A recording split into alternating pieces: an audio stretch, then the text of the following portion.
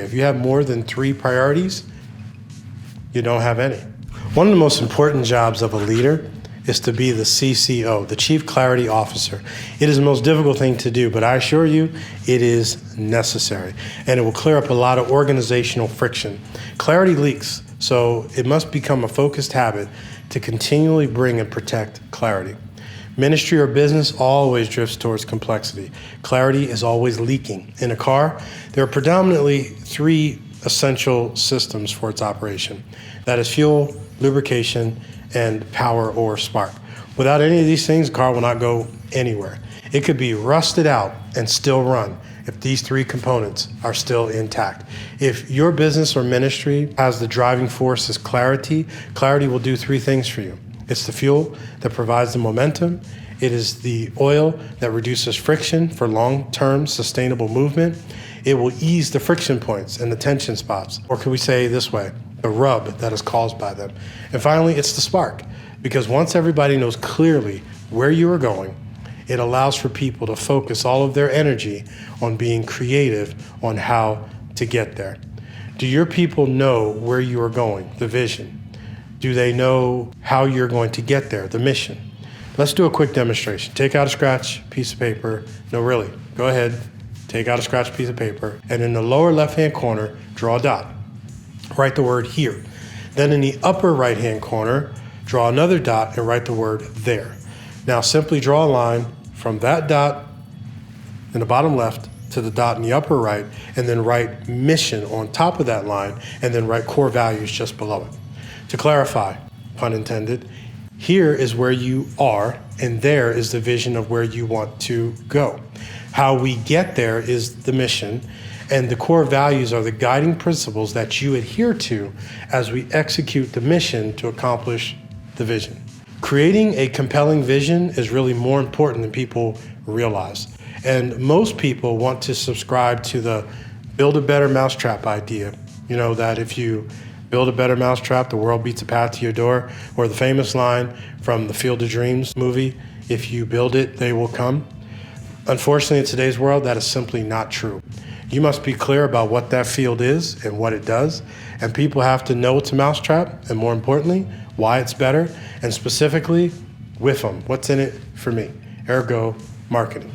Years ago, Betamax and VHS went head to head to capture the home movie viewing marketplace. While Beta was clearly a better format, they lost the marketing war. It does not matter who's better. It matters who can clearly demonstrate their proposition, their worth, or their value. You may say, well, I already have a clear mission and I don't know that I need one. Listen, you have to be clear that your team at any moment in time on cue needs to be able to recite from memory what is your vision, or is it something that's buried in the back of a handbook? See, the vision must be 3 C's: clear, concise, and able to be carried, or in other words, portable, thereby creating a compelling why. Do you have a vision and a list of core values? And if so, how many core values do you have? Jim Collins said it this way: if you have more than 3 priorities, you don't have any. Many times people have extremely verbose visions and mission statements. And honestly, in ministry, it could be even worse, because sometimes there's a self-imposed pressure to be theologically complete. Notice what I said, theologically complete. We should always be theologically accurate and sound, but the problem is you cannot be theologically complete, ever. There's not enough time for that, especially in a few sentences. So for the most part, no one person has it all anyway. See, the important part is for people to know what you do, why, and more importantly, what's in it for them. For example, this is one church's vision. It says, our vision is to become a biblically rooted and culturally sensitive church moved by the Great Commission vision, which equips, enables men and women to communicate Christ through significant relationships with God, with one another as believers, and with non-believers. Our vision is to see God mature us into local community of believers committed to serving those within the community of believers and seeking those outside of the community of believers, both locally and globally, with character, compassion, courage, and creativity. What they're really saying is, we are demonstrating Christ by serving those around us. The Ritz-Carlton, with $3 billion in revenue, Their vision is, the Ritz-Carlton inspires life's most meaningful journeys. Their credo, we are ladies and gentlemen serving ladies and gentlemen. Concise, clear, carryable, or portable. They are letting everyone know who works there that they are ladies and gentlemen, so act that way. And then that their guests are also ladies and gentlemen, so treat them that way, like you would like to be treated, or love them as you would love yourself. See what I did there? Jesus was clear on his mission in John 10:10 when he said, I came that they may have life. One translation says that they may have and enjoy life. Sometimes people spend an inordinate amount of time taking the simple and overcomplicating it. Give your team a compelling why and watch what happens. This is not the time to be cute or kitschy. Make it clear, concise, and carryable. In the book of Habakkuk, it says to write the vision, make it plain, so those that read it may run with it. In other words, make it clear, make it concise, that those that run may actually carry it.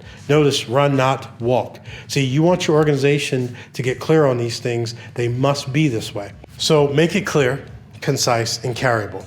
Then repeat it until everyone is sick of hearing it, including you. There's a quote I heard said of a president in the past, and he said the following, I repeat myself until I'm sick of saying it. Then I know my staff has heard it for the first time. He says, I keep repeating myself until my staff is tired of hearing it. And when my staff is tired of hearing it, I know that the press corps has heard it for the first time. I continue repeating myself until the press corps is tired of hearing it. And then I know the general public has heard it for the first time. David Gergen, world-renowned expert on the subject of effective communicating key messages, in his book, Eyewitness to Power, he wrote this: history teaches that almost nothing a leader says is heard if it's only spoken once. There is an alignment that comes when everyone is on the same bus and they become clear about the vision. Where are we going? The mission. What are we doing to get there? And the core values. What guides our decisions and behaviors as we move towards the vision. Well, that's our time for today. Don't forget, if you are not already signed up, be certain to sign up for future Monday morning masterminds. If this has been a blessing to you, please share this so that others may level up their leadership as well. Thanks for being a part of the Leadership Uncensored family, where we help ministry, business leaders, and corporate visionaries like you with the tools, the clarity, and the confidence to level up their leadership and to make a difference for the kingdom of God.